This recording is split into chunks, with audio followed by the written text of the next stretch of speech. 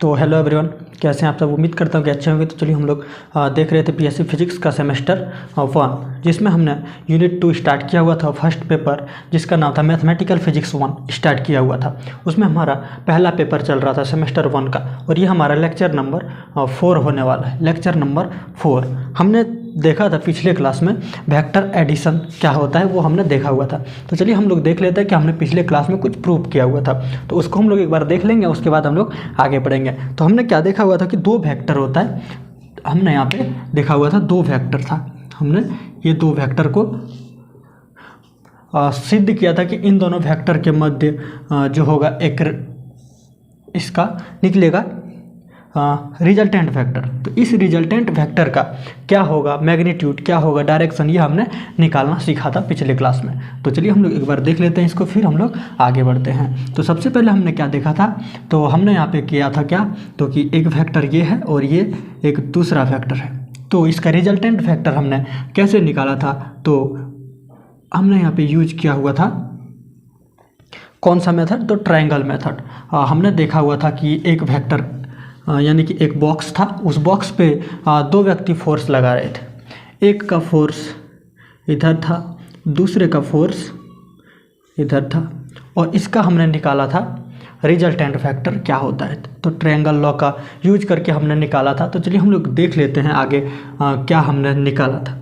तो इसको हम लोग ऐड किए हुए थे। तो हम लोग ट्रायंगल लॉ में क्या करते हैं कि एक दूसरे को हम लोग पैरेलली शिफ्ट कर लेते हैं, उसके बाद दोनों को जोड़ देते हैं। और रेक्टेंगल में क्या होता है, यानी कि एक ट्रायंगल में हम लोग क्या करते हैं, एक ट्रायंगल में हम लोग पहले इसका हेड टू टेल जोड़ते हैं। तो हम लोग चलिए इसको देख लेते हैं कि हमने क्या सॉल्व किया था। चलिए ये हमारा एक फैक्टर हो गया। तो यहाँ से था हमने निकाला हुआ था इसका मान, ये हमारा रिजल्टेंट वेक्टर था। ये हमारा रिजल्टेंट वेक्टर था और इसका नाम हमने ए रखा था, इसका नाम बी रखा था। उसके बाद रिजल्टेंट वेक्टर का हमने वैल्यू भी निकाला था। तो कैसे निकाला था, तो हमारा जो निकला था वैल्यू वो कुछ इस प्रकार से था कि रिजल्टेंट वेक्टर का जो मैग्नीट्यूड होगा वो किसके बराबर होगा, तो पहला वेक्टर का स्क्वायर प्लस दूसरा वेक्टर का स्क्वायर प्लस 2ab का मैग्नीट्यूड इंटू कॉस थीटा था। कॉस थीटा था, ये हमने सॉल्व किया हुआ था। उसके बाद हमने क्या देखा था, डायरेक्शन, इसका डायरेक्शन क्या होगा। तो डायरेक्शन के लिए हमने क्या देखा था, tan अल्फ़ा। तो tan अल्फ़ा का हमने वैल्यू निकाला था, और फिर हमने क्या निकाला हुआ था, tan अल्फ़ा का वैल्यू। तो ये हमारा निकला था, अल्फ़ा का वैल्यू ये हमारा निकला था कि y upon a vector plus x का जो यहाँ पे वैल्यू हमने निकाला हुआ था, ये यहाँ पे निकला हुआ था। और हमने y का वैल्यू जो यहाँ पे रखा था, y का वैल्यू क्या था, y हमने इसको माना हुआ था, और यहाँ पे y था हमारा b वेक्टर का, और साइन थीटा था, साइन थीटा। और x बराबर हमने जो निकाल रखा था, x का यहाँ पे वैल्यू हमें रखना है, तो वो हमने क्या निकाल के रखा था, तो p vector into cos theta, ये हमने निकाल के रखा था। चलिए अब हम लोग क्या करते हैं, उस वैल्यू को यहाँ पे पुट करते हैं। जब उसको हम लोग यहाँ पे पुट करेंगे तो क्या हो जाएगा, ऊपर में p vector sine theta upon A vector का वैल्यू यहाँ पे जो भी होगा वो हमें रखना है, और plus p vector into cos theta. तो इसको हम लोग रखेंगे यहाँ पे, जो भी होगा वैल्यू वो हम लोग रखेंगे। तो इस प्रकार से हम इसको tan इन्वर्स जो है इसको इधर ले आएंगे, हो जाएगा tan alpha is equal to इतना है। तो जब हम लोग निकालेंगे अल्फ़ा का वैल्यू, अल्फ़ा हमारा क्योंकि यहाँ का जो एंगल है ये अल्फ़ा था और ये एंगल थीटा था, तो जब हम लोग अल्फ़ा की वैल्यू निकालेंगे तो ये कुछ इस प्रकार का हो जाएगा, tan इन्वर्स ऑफ इतना। तो tan इन्वर्स ऑफ इतना यहाँ पे आ जाएगा। तो ये हमें निकालना है। तो यहाँ पे हम लोग क्या करते हैं, मैग्नीट्यूड रखते हैं, ए वेक्टर का भी और बी वेक्टर का भी। तो हमें यहाँ पे मैग्नीट्यूड रखना है। तो ये हमारा डायरेक्शन निकालने का फॉर्मूला आ गया था। तो इन दोनों फार्मूले के आधार पर हम लोग आज सवाल करने वाले हैं। कुछ सवाल बनाएंगे और देखेंगे कि क्या होता है। चलिए आगे बढ़ते हैं। हम लोग आज का जो सवाल होगा वो हम लोग यहाँ पे लिखना शुरू करते हैं। चलिए आगे बढ़ते हैं। तो चलिए यहाँ पे हमने लिखा है एक सवाल, आप इसको स्क्रीनशॉट लेंगे और तब हम लोग आगे बढ़ते हैं। तो ये सवाल यहाँ पे लिखा गया है कि the two vectors having equal magnitude of 5 units, यानी कि दो वेक्टर हैं जिसका मैग्नीट्यूड समान है 5 यूनिट 5 यूनिट। उसके बाद and have an angle 60 degree between them, यानी कि और उन दोनों के बीच 60 डिग्री का एंगल बना हुआ है।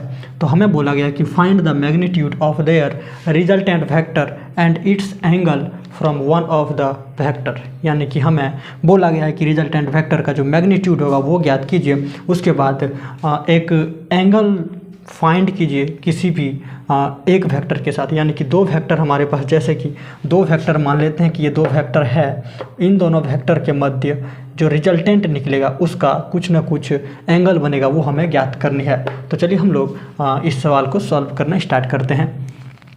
तो सबसे पहले हम क्या देखेंगे इसको कि दो वेक्टर का मैग्नीट्यूड यहाँ पे दिया गया है। मान लेते हैं कि एक वेक्टर ए है, इसका जो मैग्नीट्यूड है और वो बी है, दोनों का मैग्नीट्यूड दिया गया है यहाँ पे 5 यूनिट, 5 यूनिट दिया गया है दोनों का मैग्नीट्यूड।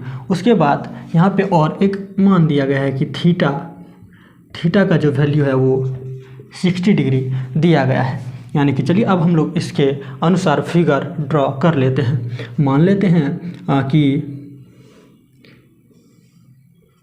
ये दो वेक्टर्स हैं, 5 यूनिट इसका भी है, 5 यूनिट इसका भी मैग्नीट्यूड है, और इन दोनों के बीच का एंगल 60 डिग्री है। अब हमें बोला गया है कि इसका जो रिजल्टेंट वेक्टर होगा वो ज्ञात कीजिए। उसके बाद ये भी बोला गया है कि मान लेते हैं कि ये अगर इसका रिजल्टेंट वेक्टर इधर से आता है तो किसी एक के साथ एंगल हमें फाइंड करनी है। तो चलिए हम लोग स्टार्ट करते हैं। आगे हम लोग क्या करेंगे, इसको पहले शिफ्ट करेंगे और ट्रायंगल लॉ से हम लोग बनाएंगे। तो हम लोग पहले इसको सॉल्व कर लेते हैं, उसके बाद हम लोग देखते हैं। तो यहाँ पे हम क्या करेंगे, पहला 5 यूनिट का ये है, ये 5 यूनिट। उसके बाद हम लोग ट्रायंगल लॉ में क्या करते हैं, इसको शिफ्ट करते हैं, इसको हम यहाँ पे इस प्रकार से शिफ्ट कर देंगे। उसके बाद ये जहाँ से स्टार्टिंग पॉइंट है, यहाँ से हम लोग फाइनल पॉइंट तक एक वेक्टर खींच देते हैं। तो ये हमारा हो गया रिजल्टेंट वेक्टर आप कह सकते हैं। हमें बोला गया है कि वेक्टर, इस वेक्टर और इसके बीच 60 डिग्री का एंगल है। इसका कहने का मतलब है 60 डिग्री यहाँ पे नहीं है, ये एंगल कहाँ पे है, तो ये एंगल हमारा यहाँ पे बना हुआ है, यहाँ पे 60 डिग्री का एंगल बना हुआ है। तो हमने पिछले क्लास में जैसे कि देखा हुआ था कि यहाँ पे हम लोग एक परपेंडिकुलर खींचते हैं, ये हमारा 90 डिग्री हो जाता है, और इसका भी जो मैग्नीट्यूड है वो 5 है, इसका हम बोल रहे हैं 5 है।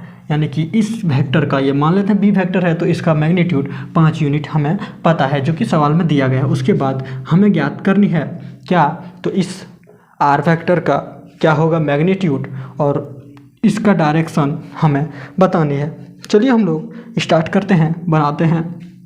तो इस सवाल को आप चाहें तो फिगर को नोट कर सकते हैं। चलिए हम लोग अब इस सवाल का हल करते हैं। सबसे पहले हम लोग क्या करेंगे, x और y का जो वैल्यू होता है वो हमें निकालनी है। हमें पता है कि वेक्टर a और वेक्टर b का जो मैग्नीट्यूड है वो 5 है, यानी कि हमें a वेक्टर और b वेक्टर का जो सम होगा उसका मैग्नीट्यूड ज्ञात करनी है। तो सबसे पहले हम लोग क्या करेंगे, इन दोनों को जोड़ेंगे। चलिए इन दोनों को जोड़ करेंगे। सबसे पहले कि हमने पिछले क्लास में देखा हुआ था कि y इज इक्वल टू क्या होता था और x का वैल्यू क्या होता था, पहले हमें वो निकालना होगा। तो y का वैल्यू हम क्या निकालते थे, तो इस वेक्टर का मैग्नीट्यूड हम निकालते थे। इस वेक्टर का मैग्नीट्यूड कितना है, तो 5 यहाँ पे दिया गया है, तो 5 इंटू इसके साथ हम लोग साइन थीटा का प्रयोग करते हैं। तो थीटा का वैल्यू यहाँ पे 60 डिग्री दिया हुआ है, यानी कि हम इसको लिख सकते हैं 5 into 60 degree, sine of 60 degree का वैल्यू कितना होता है, तो √3/2, यानी कि हम इसको लिख सकते हैं 5√3/2। उसके बाद हम लोग x का वैल्यू निकालेंगे, तो ये 5 इंटू cos 60 डिग्री था, cos ऑफ 60 डिग्री था, और cos 60 डिग्री का वैल्यू 1/2 होता है, यानी कि हम लोग 5 इंटू 1/2 ये बराबर हो जाएगा किसके, तो 5/2 के। अब हमें x का भी वैल्यू पता है और y का भी वैल्यू पता है। तो चलिए हम लोग अब रिजल्टेंट वेक्टर का जो मैग्नीट्यूड आता है, रिजल्टेंट वेक्टर इसका जो मैग्नीट्यूड आता है, हमने इसका मैग्नीट्यूड ऐसे रिप्रेजेंट किया था मैग्नीट्यूड, और ये हमारा क्या हो जाता है, अंडर रूट a का जो मैग्नीट्यूड होगा फिर b का जो मैग्नीट्यूड होगा, यानी कि a का जो मैग्नीट्यूड है उसका स्क्वायर, यानी कि 5 का स्क्वायर प्लस 5 का स्क्वायर प्लस 2 इंटू a का मैग्नीट्यूड इंटू b का मैग्नीट्यूड, यानी कि 5 इंटू 5। उसके बाद हम लोग cos ऑफ 60 डिग्री यहाँ पे यूज करेंगे, cos ऑफ 60 डिग्री। अब हमें पता है कि 5 का स्क्वायर 25 और ये हो जाएगा 50 इंटू 1/2। यहाँ से करेंगे हम लोग तो यहाँ पे भी 25 हो जाएगा। तो यहाँ पे अभी हम लोग 25 लिखते हैं क्योंकि इसका जो वैल्यू होता है 1/2 होता है। चलिए यहाँ पे हम लोग 25 कर देते हैं। अब इन तीनों को जोड़ने के बाद जो हमारा वैल्यू आता है वो √75। जब हम लोग इसको करेंगे सॉल्व तो 5√3, यानी कि हमारा रिजल्टेंट वेक्टर का जो मैग्नीट्यूड हो गया कितना हो गया, तो 5√3 हो गया। आई होप यहाँ तक आप लोगों को समझ में आया होगा। तो चलिए अब हम लोग क्या करते हैं कि इसका जो डायरेक्शन हम लोग निकाल रहे थे वो हम लोग निकालते हैं। चलिए हम लोग यहाँ पे इसको निकालना चाहेंगे, इसको अल्फ़ा का वैल्यू क्या हो जाएगा, तो हम जानते हैं कि alpha is equal to 10 inverse of, यहाँ पे क्या हो जाता है, तो हम लोग y का वैल्यू वहाँ पे रखेंगे। तो y का वैल्यू क्या होता है, 5 इंटू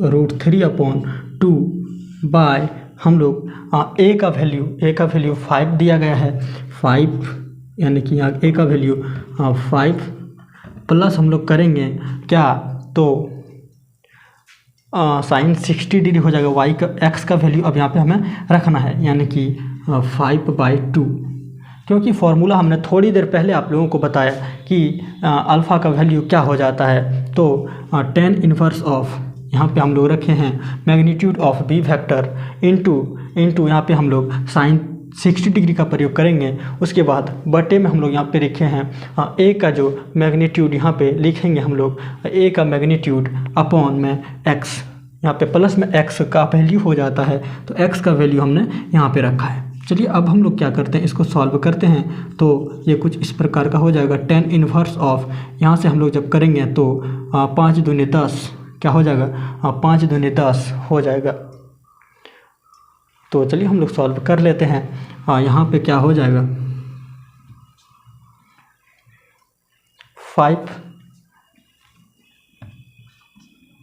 5/2, तो ये हो जाएगा 15 इन दोनों को करेंगे तो हो जाएगा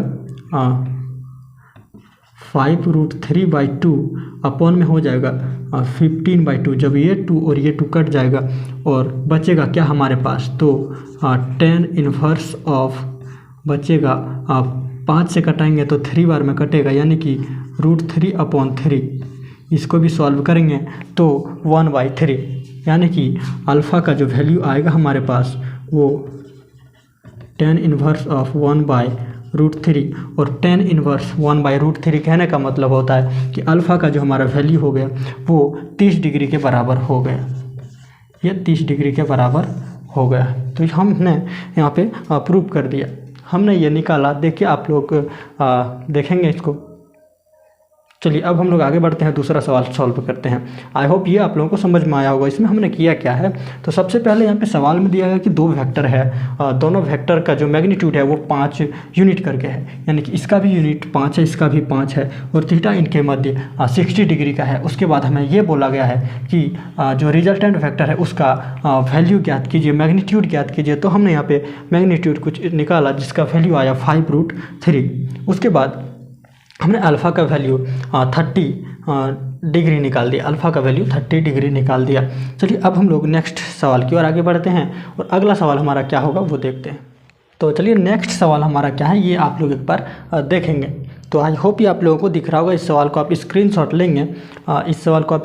लेंगे, चलिए अब हम लोग आगे बढ़ते हैं। इसमें क्या दिया हुआ है कि if the magnitude of sum of two vectors, यहाँ पे दिया गया है कि यदि दो वेक्टर्स का जो सम है उसका magnitude is equal to the magnitude of difference between them, यानी कि इस सवाल का कहना ये है कि दो वेक्टर है, मानते हैं कि ये एक ए वेक्टर है और एक बी वेक्टर है, दोनों का जो सम है, सम का जो मैग्नीट्यूड है वो बराबर है किसके, तो इन दोनों के डिफरेंस के मैग्नीट्यूड के बराबर। यानी कि सवाल का कहने का ये मतलब है कि A vector plus B vector का जो मैग्नीट्यूड है वो इक्वल टू है किसके, तो ए वेक्टर और बी वेक्टर में जो डिफरेंस है उसके मैग्नीट्यूड के।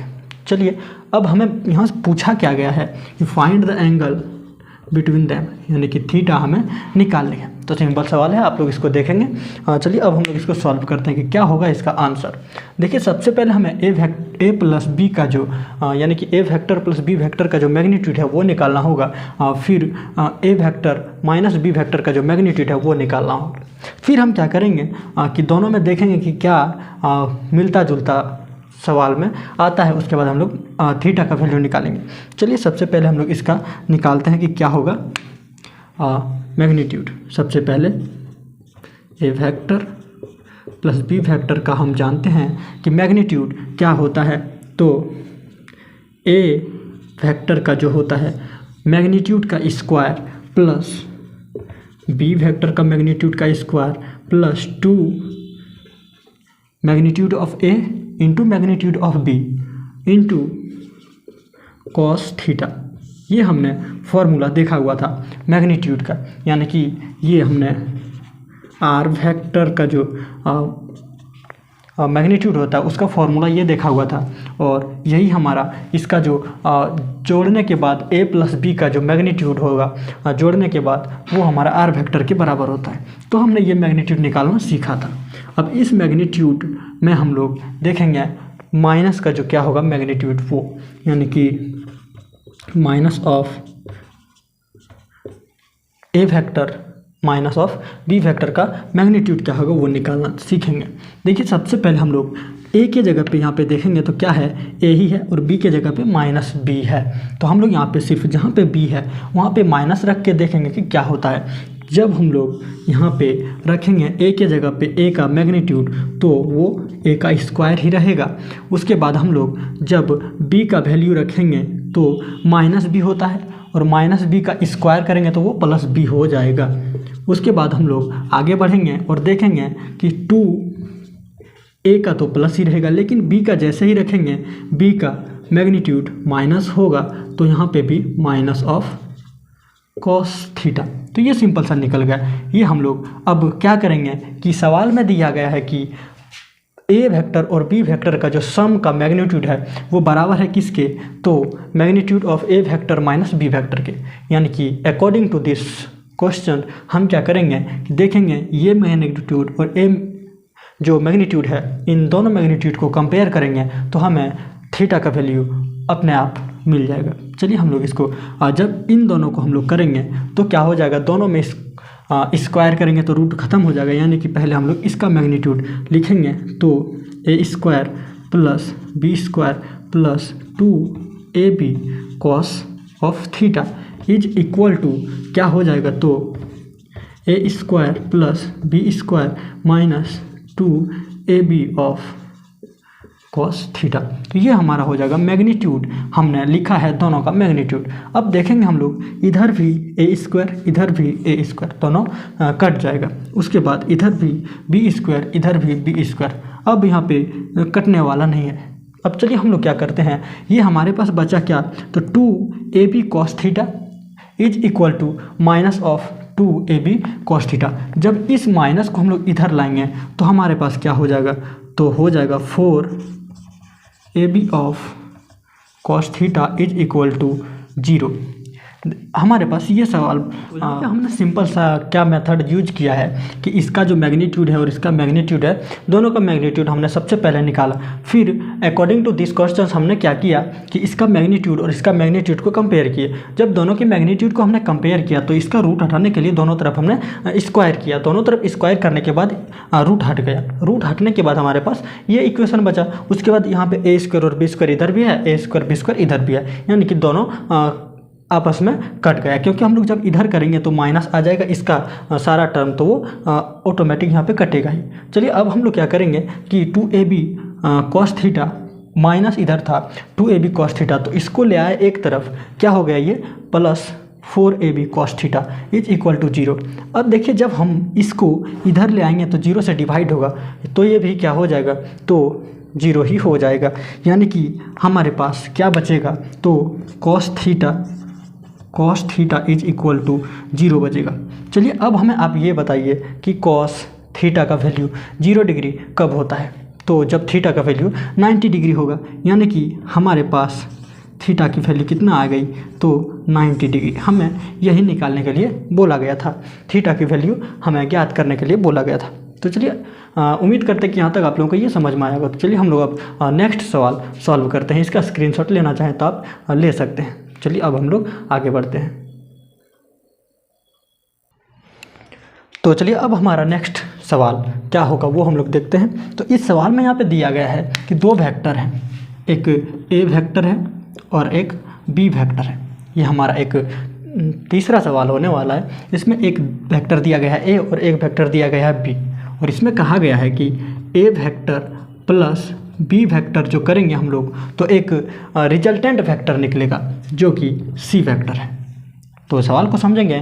दो वेक्टर यहाँ पे दिया गया है, एक ए वेक्टर और एक बी वेक्टर, और इसमें कहा गया है कि जब हम लोग वेक्टर ए और वेक्टर बी को जोड़ेंगे तो एक रिजल्टेंट वेक्टर निकलेगा सी वेक्टर। अब हम लोगों को यहाँ पे क्या दिया गया है कि जब magnitude of A square plus magnitude of B square हम लोग करेंगे तो ये होगा equal to magnitude of C square के बराबर, मैग्नीट्यूड ऑफ सी स्क्वायर के बराबर होगा।